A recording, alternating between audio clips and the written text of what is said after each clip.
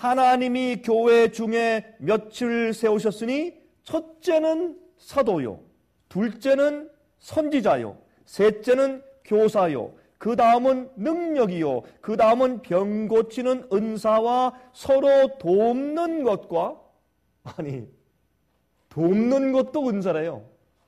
왜 근데 사람들이 자꾸 방언만 원하고 병 고치는 은사만 원하는지 모르겠어요? 아, 주님, 내가 남들을 도와주고 서로 도와주는 은사를 주세요. 그렇게 기도하는 사람 많지 않습니다. 그렇죠? 내가 능력을 주세요 하는 그런 은사를 구하죠. 그래서 이 성령의 은사에 대해서 좀 잘못된 관념들을 가지고 있다고 생각되지 않습니까? 그렇죠? 여기 보세요. 서로 돕는 것과 다스리는 것과, 이 다스리는 것은 administration, 행정입니다. 행정, 살림살이, 그렇죠? 이렇게 어떤 행정의 직무를 말하는 것이죠. 또 각종 방언을 하는 것이라.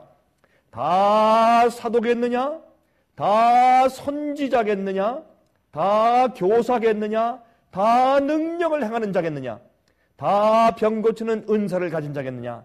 다 방언을 말하는 자겠느냐? 오, 근데 왜 방언을 받은 것은 성령을 받은 증거라고 말하고 방언을 하지 못하면 마치 성령이 없는 것처럼 오해하는 사람들이 이렇게 많습니까? 그렇죠? 자, 다 통역하는 자겠느냐? 너희는 더 큰 은사를 사모하라. 내가 또한 제일 좋은 길을 너에게 보이리라. 여러분, 여기 보니까 지금 여기에 지금 성령의 은사에 대해서 사도 바울이 말씀하면서 지금 무엇을 말씀하고 있는 겁니까? 예? 한 성령께서 방언의 은사를 주신 분도, 각종 방언을 말하는 은사를 주신 것도 성령님이시고, 병 고치는 은사를 주신 분도 한 성령이시고, 그렇죠? 남을 돕는 그런 재질을 주신 것도 한 성령님이시고, 가르치는 은사 주신 분도 한 성령이시고, 그렇죠? 또 행정을 잘하는 그런 은사를 주신 것도 같은 성령이시고, 그러므로 어떻게 서로 사랑하라. 서로 남을 낫게 여기라. 내가 더 낫다고 하지 말라. 같은 성령이 따로따로 은사를 주신 것이다.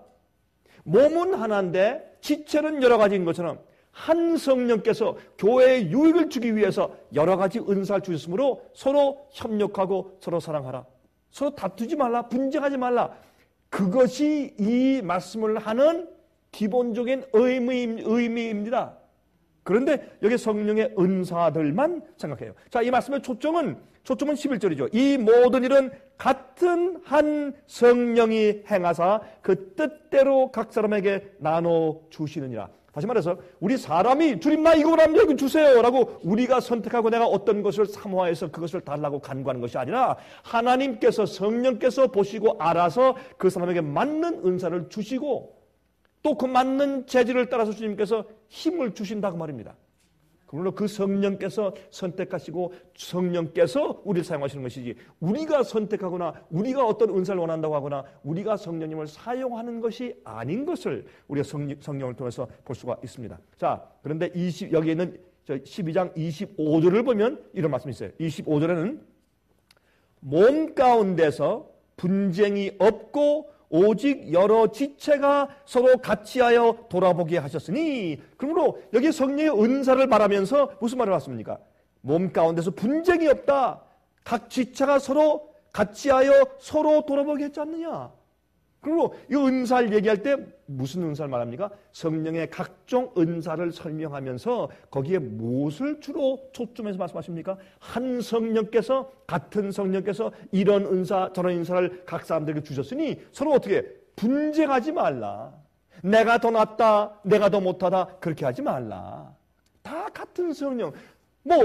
통역 잘한다고 각종 방언한다고 병 고치는 은사를 받았다고 해서 무슨 남을 도와주고 또 대접하고 또 행정을 잘하고 그렇게 하는 사람보다 더 나은 줄 아느냐? 아니다. 그걸 여기에 지금 말씀하시는 것입니다. 그렇죠? 자, 그런데 요새 성령의 은사 세미나에서 말이죠, 은사를 받기 위한 훈련 연습을 시켜요. 어떤 땐 성령의 은사를 받기 위한 훈련 이 CD도 있어요. 방언의 은사를 받기 위한 훈련 CD. 그거 좀 여기 있는 말씀과 안 맞는다고 생각하지 않으십니까? 그렇죠? 그래서 우리가 성령 말씀을 이 안에는 그 무슨 말씀을 왜 하셨는지를 잘 살펴보면 우리가 다 이해할 수 있게 되는 것입니다. 자, 성령의 은사에 대해서 또 우리 이것을 좀 보십시다. 디모데전서 6장 5절입니다. 자, 디모데전서 6장 5절 보면 다음과 같은 말씀이 기록되어 있습니다. 마음이 부패하여지고 진리를 잃어버려. 진리대로 살지 아니하고 말씀대로 살지 아니하고 마음이 부패해졌어요. 세속이 들어왔어요. 욕심이 들어왔어요. 그러할 때 어떻게 해요? 거룩한 것을, 경건에 속한 것을 이게 재료로 생각하는 자들의 다툼이 일어나느니라. 교회에서 성령의 은사를 받은 사람들 가운데서 분쟁과 다툼이 생기는 것은 왜 그렇다? 그 마음속에 세속이 들어오고 타락한 것이다. 그 말이에요. 마음이 부패했다. 진리를 잃어버렸다. 그런 말씀하시는 것입니다. 그래서 여기 디모데 전서 6장 5절에 말씀한 이 저자는 사도 바울이고 또 고린도전서 12장에 있는 말씀을 쓰신 분도 사도 바울이세요. 그래서 이 교회 안에 있는 그 문제점을 이렇게 설명해 주시고 있는 것을 우리가 알 수 있습니다. 여러분, 성령의 은사는 그러므로 자기를 위해서 임하는 것이 아니라 다른 사람들을 세워주기 위해서 임하는 것입니다. 교회의 육을 위해서, 교회를 세워주기 위해서 성령의 은사가 임하는 것입니다.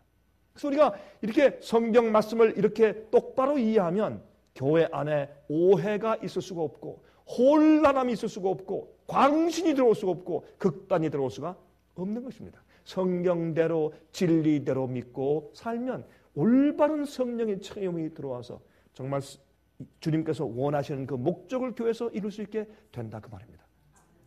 자, 다른 사람을 세우기 위한 것입니다. 하나님께 영광을 돌리기 위해서 성령의 은사가 임하는 것입니다. 그래서 성령의 은사를 주시는 목적에 대해서 한 번만 더 살펴보십시다. 에베소 4장 11절부터 14절 보세요.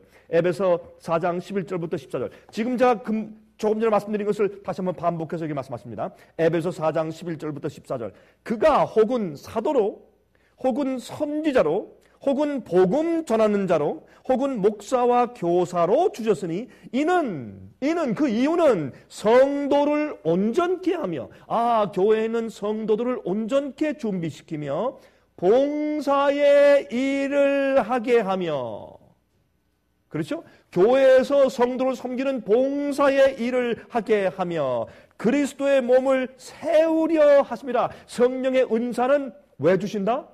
교회를 세우기 위해서 각 성도 교인들을 주님 안에서 온전하게 성장케 도와주기 위해서 하신단 말입니다. 우리가 다 하나님의 아들을 믿는 것과 아는 일에 하나가 되어, 우리가 좀 말씀 진리를 아는 일에 하나가 되어서, 그렇죠? 온전한 사람을 이루어, 사람이 온전하게 성장해야 돼요. 완전한 사람을 이루어 그리스도의 장성한 분량이 충만한 데까지 이르리니. 우리 속에 예수 그리스도의 품성이 예수님의 그 장성한 분량까지 충만하게 성장해서 온전한 자로 이루게 하기 위해서 무엇을 주셨다? 성령의 은사를 주셨다. 각 사람들에게. 그래서 어떤 사람들은 어떻게 해요? 대접을 잘해요. 어떤 사람들은요, 설거지를 잘해요. 어떤 사람들은 각종 방언을 해요. 언어의 은사가 있어요. 어떤 사람은 통역을 잘해요. 어떤 사람은 잘 가르쳐요. 어떤 사람은 설교를 잘해요. 어떤 사람은 잘 다스리고 잘 이렇게 직무를 맡겨요. 이런 모든 것. 어떤 사람은요, 참 믿음이 좋아요. 단순하게. 그 사람들이 다 좀 의아하고 좀 의문과 의심을 가질 때도 단순한 믿음을 가지고 교회에 큰 영향을 미쳐요. 그것도 성령의 은사라고 여기 말씀을 해요. 성령의 은사. 이것이 왜 교회를에게 유의를 주기 위해, 교회를 올바로 세우고 모든 성도들이 예수님의 장성한 분량까지 성장케 하기 위해서 주님께서 무엇을 주셨다? 성령의 은사를 주시고 축복을 주셨다. 그 말이에요.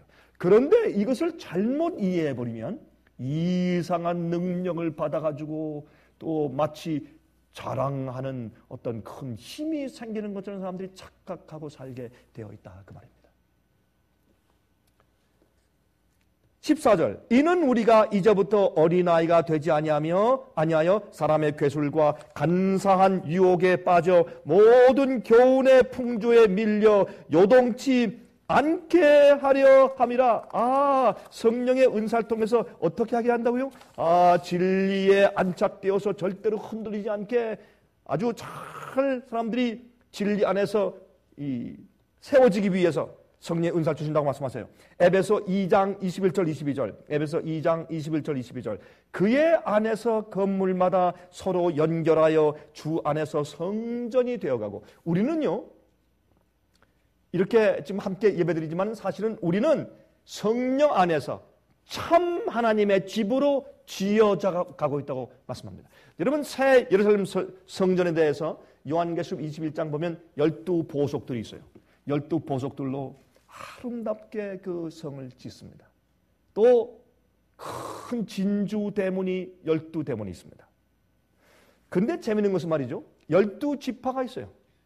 12사도가 있고 이건 교회를 상징할 수밖에 없어요. 영적인 교회. 그러면 우리가 다 거기에 보석처럼 산돌로서 하나씩 박히는데 우리가 성령에 의해서 우리가 다 연결되어서 우리가 성전이 되어가고 너희도 성령 안에서 하나님의 거하실 처소가 되기 위하여 예수 안에서 함께 지어져 가느니라. 예수께서 거하실 수 있는 곳이 교회입니다. 교회는 건물도 아니고 교회는 교파도 아니고 교회는 시스템이나 조직도 아니고 교회는 나라의 어떤 조직도 아니고 교회는 하나님의 성경 말씀대로 믿고 진리를 가지고 예수님의 임재를 가지고 있는 사람들이 모인 그곳이 교회입니다. 두세 사람이 모여도 그것은 교회입니다. 예수께서 말씀하기를 두세 사람이 모여서 내 이름으로 기도할 때 내가 그들 속에 그들과 함께 있을 것이라고 말씀했습니다. 그래서 교회는 예수님께서 계신 임재하심이 교회를 구성하는 것입니다. 그래서 여기에요. 하나님의 거하실 처소가 되기 위하여 예수 안에서 함께 지어져 간다고 말씀하시는 것입니다. 우리가 개인적으로 성령을 통해서 예수께서 내 속에 계시고 너도 예수님의 임재가 있고 당신도 예수님의 임재가 있고 그래서 예수님의 임재가 있는 우리가 모여서 하나님의 거하실 처소가 되기 위해서 예수 안에서 함께 하나님의 집으로 지어져 가는 것이라 그렇게 말씀하는 겁니다. 이렇게 하기 위해서 주신 하나님의 성령의 축복을 성령의 은사라고 말하는 것입니다.